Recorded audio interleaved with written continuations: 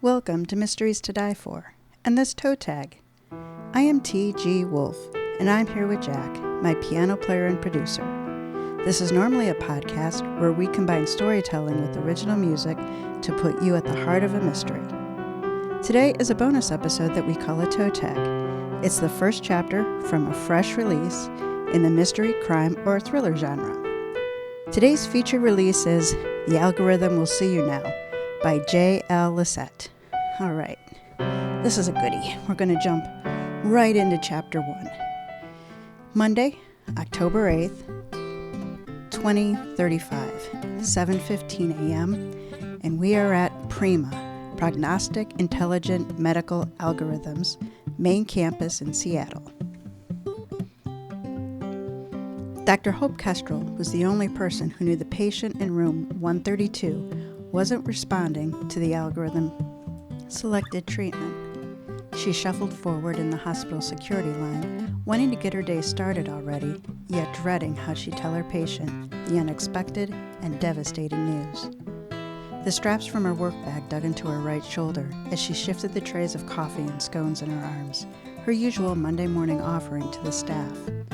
From PRIMA's lofty location at the top of Pine Hill, the floor-to-ceiling windows framed downtown Seattle skyline, lit up by the early morning sun, its first appearance in over a week. In the distance, a ribbon of pink sky silhouetted the Space Needle, the tip poked out of the murky blue of the cloud bank. She frowned down at her pale hands, unable to recall the last time her skin had seen the sun. Even her freckles were fading. Her heart lifted when she spotted Bear, the security force service dog, rounding the corner. The German shepherd dashed for her, pulling Kyle, his security force guard, with him. The people next to her in line stepped back. Bear nosed at her lab coat, and she lifted the pastry box in one hand higher while shielding the cardboard carrier of coffee in the other. Hot liquid sloshed onto her wrist, the sting on her skin not far from the burn in her chest that had been present all morning, triggered by the impending meeting in room 132. One where she still needed to engage on an interpersonal level without the usual buffering layer of technology. Her gaze shifted from Bear to the familiar logo on the wall behind Kyle's head, Prognostic Intelligent Medical Algorithms, and shut out the searing pain in her chest. They were so close to a breakthrough to enhance the artificial intelligence even further, to render tumors like her mom's curable. Because to rely on only hopefulness promised everything and got you nothing, no matter her damn name. She had to focus on the big picture. All she needed was to maintain her top ranking for a few more months. Then the coveted post-residency position at PRIMA would be hers, complete with her own research lab. Soon she'd be working side by side with her mentor Cecilia, no longer an underling. Bear gave a muffled woof and sat down obediently at her feet. Although Kyle would probably deny it if asked, she strongly suspected the guard went out of his way each morning to find her, knowing how much she loved Bear. It had been their unofficial routine for 5 years now. Hope gestured with her elbow. "Kyle, can you take this for a sec?" The burly, middle-aged man accepted the breakfast offerings with a flash of white teeth gleaming in contrast to his warm brown skin. "You got it, High Resident Kestrel." "For the millionth time," she said, "you can call me Hope." His eyes twinkled. "Whatever you say, almost High One." Heat flamed Hope's cheeks, and she tried to cover it with an eye roll. 3 months into her final year, she still wasn't used to her lofty title. She'd be called the Chief Resident, not High Resident, at any other program, but PRIMA had its own language. The loyal dog emitted another stifled woof from his barely contained seated position. Hope fished in her front pocket of her white scrubs for one of the dog biscuits she always carried and tossed the treat to Bear, who snapped it up. Kyle returned the pastries and then spoke in a deep, rumbling voice that Hope had come to learn only masked his kindly nature.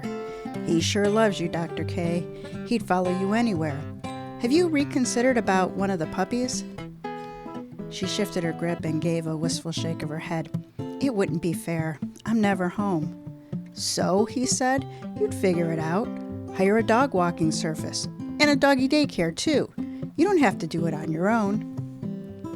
I'd be nothing more than a familiar stranger, she said, who provides shelter and food.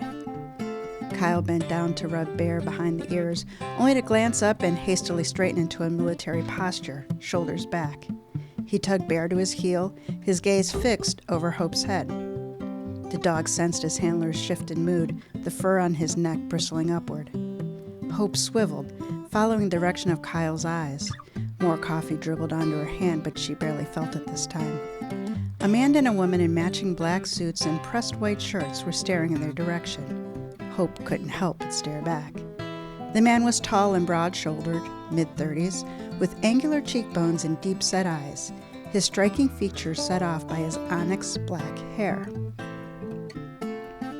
The woman appeared to be of similar age and height, equally imposing, with pale skin, paler than Hope's, commanding eyebrows, and white blonde hair and an identical short haircut to her partner's.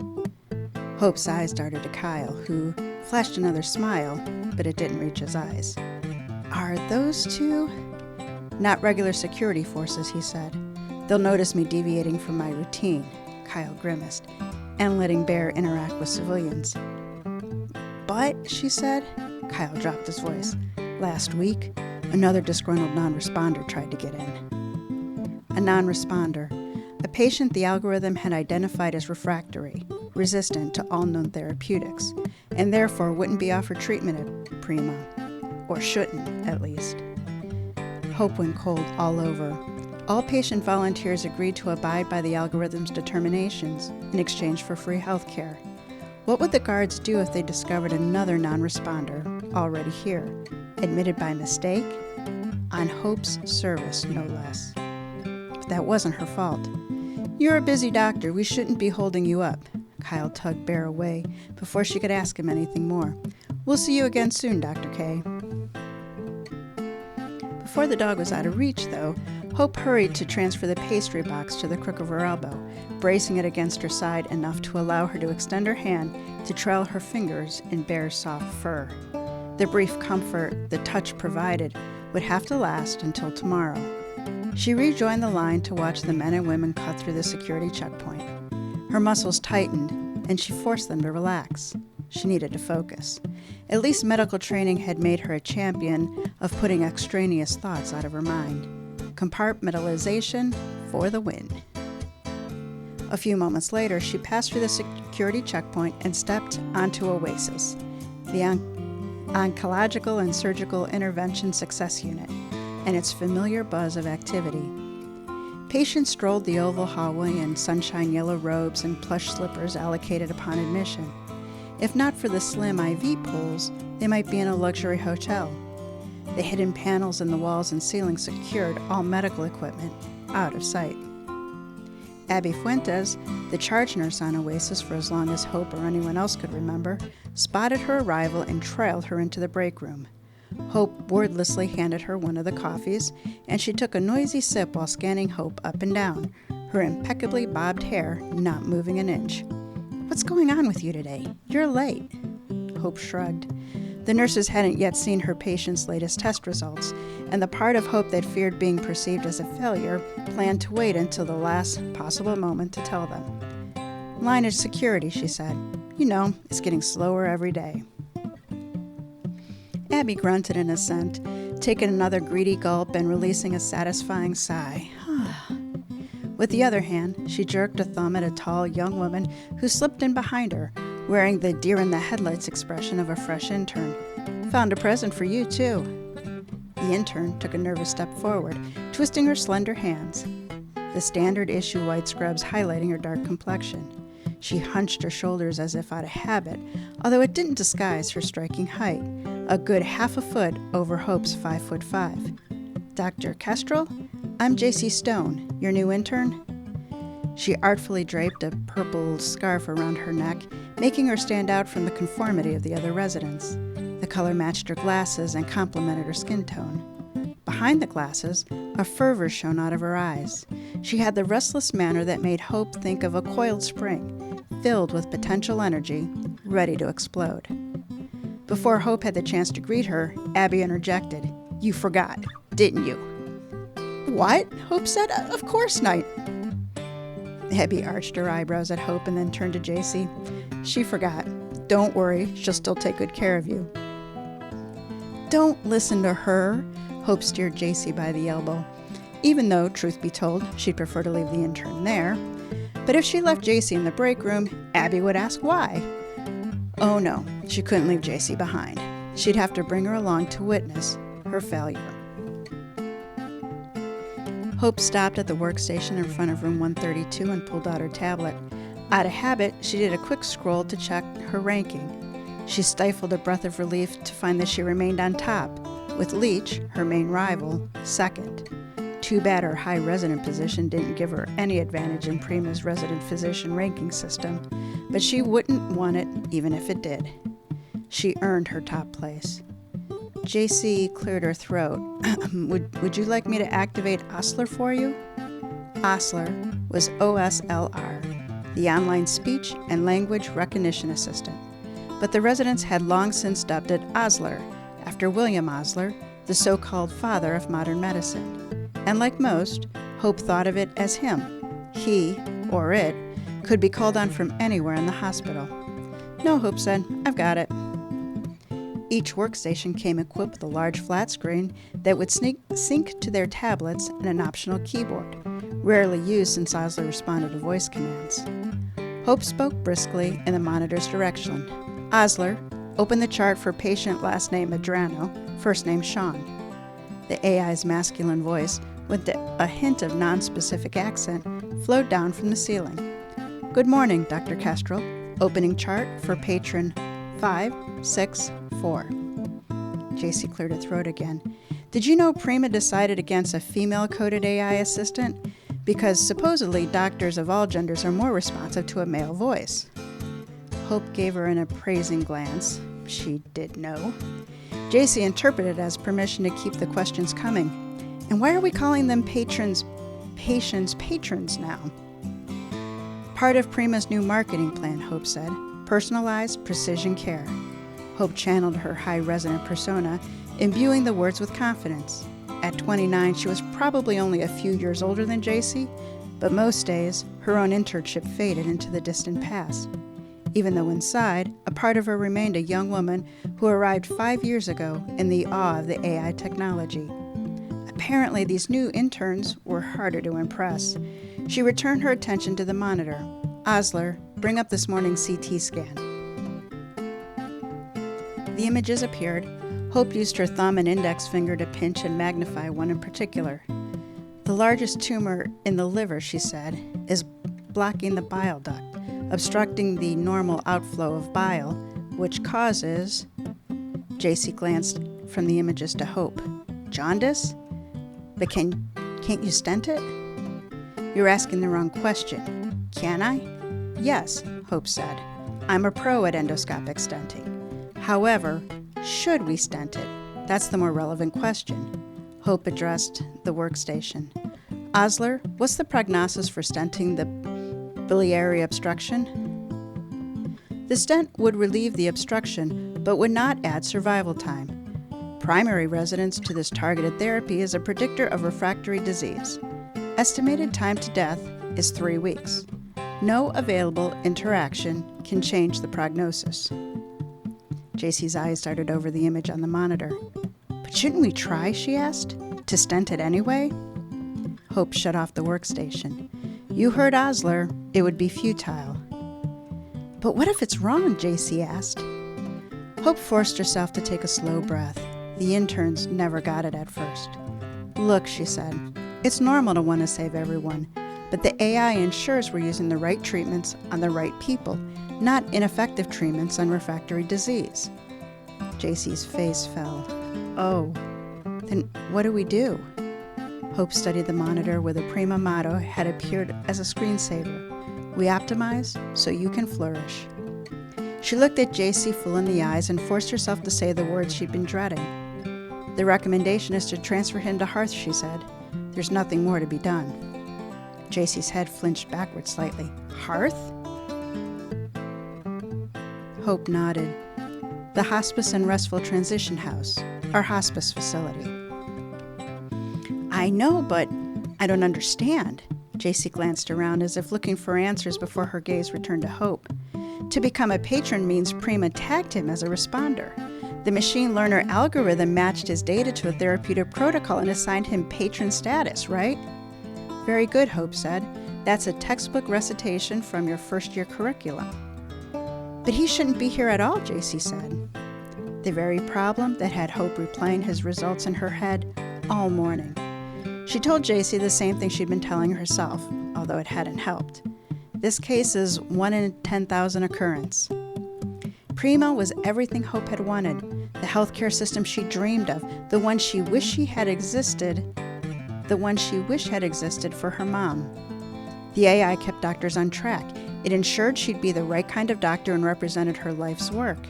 She struggled to find the words to make JC understand. I know it's difficult, she said, but an individual with no chance of benefit from a particular treatment should be spared that treatment. Administering toxic therapies to a non-responder would be no better than torture. JC's brows drew closer, her face tightening. What if it's a mistake? The algorithm re-examined all options for him, Hope said. It determines which tumors respond to particular treatments and which don't, at a DNA level. Hope paused and then continued in a softer voice. His cancer is incurable. She knew she sounded cold, even uncaring, but how else to keep back the empathy that made it too difficult to do her job? She'd been the one to sign the orders on his treatment. She'd let this happen, allow him to believe he'd get better when he never would. Now she'd have to deliver the worst news. He was dying. JC stared at the floor. Hope forced herself to speak slowly to portray a calm she didn't feel.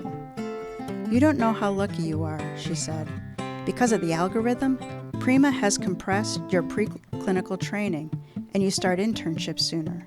But that means you've got a lot to learn. JC cocked her head. But if something like this happens, can we trust it? A flashback of her mom's chemotherapy racked body played in Hope's mind, and her vision clouded for a second. JC didn't yet understand. Identifying non-responders to spare them the needless suffering of ineffective treatments was a necessity, not only a practical imperative, but a moral one. She needed JC to understand. Don't you see, she asked, the AI frees both patients and doctors from the fallacy of choice. The algorithms are more trustworthy than people. It's like DNA. JC fiddled with her scarf. DNA doesn't waste time over its choice, Hope said. G doesn't dither about partnering with C, and T doesn't debate endlessly about whether it should partner with A. There are rules to how it all works. It doesn't matter if we want it to be different. Some things we can't change. JC's stance went rigid. So you would trust it with your family? If only Hope's family had been afforded that chance, because Hope had learned the hard way that relying on hopefulness promised everything and got you nothing. She spoke then through clenched teeth. Absolutely. All right, so that is the first chapter of The Algorithm Will See You Now by JL Lycette. So let's learn a little bit about JL. She is a novelist, an award-winning essayist, and a rural oncologist. Mid-career, JL discovered narrative medicine on her path back from physician burnout and has been writing ever since. Her first novel, which is what you just heard the first chapter of, The Algorithm Will See You Now, was a 2023 SCREENCRAFT Cinematic Book Competition finalist, 2023 Reader's Favorite Bronze Medal winner for the medical thriller category, and a 2023 MAXY Award'S finalist, thriller category. My goodness, I cannot say the word thriller today. And a 2023 PAGE Turner Award'S finalist, Best Debut Novel category. The prequel, The Committee Will Kill You Now, was released November 9th. All right, let's get on to my review. So, The Algorithm Will See You Now is a medical thriller. Dr. Hope Kestrel is the top resident, I guess I should say the high resident, at the most cutting-edge hospital in the country, where data and algorithms solve medical's toughest challenges. Hope believes, she truly believes, that data-driven science saves people from the pain of ineffective treatments and the illusions of false hope. With one mistake, Hope falls from the top to an outcast, and along the way, she learns that the system she built her career on has been manipulated for profit's sake. Now, Hope has a choice: fade into a sad memory or fight her way back to the top. Bottom line, The Algorithm Will See You Now is for you if you like medical and conspiracy thrillers where a thin line separates reality and science fiction. My goodness, I'm just a little tongue-tied today, everybody. Don't know what's going on. So, strengths of the story. The star of the story is the premise. The book is set in 2035, extrapolating a world built from the concepts of our current American health system and the potential of artificial intelligence. While reading it, I had thoughts of Mary Shelley's Frankenstein, not for the monster, but for the way fiction was used to explore the ideas of what science and technology should do and what it shouldn't do. In Lycette's world, DNA sequencing is used to identify which patients will respond to treatments and which ones will not. The non-responders, as they're called, are written off and are all but cut off from a healthcare system, unwilling to invest limited resources in a no-win case.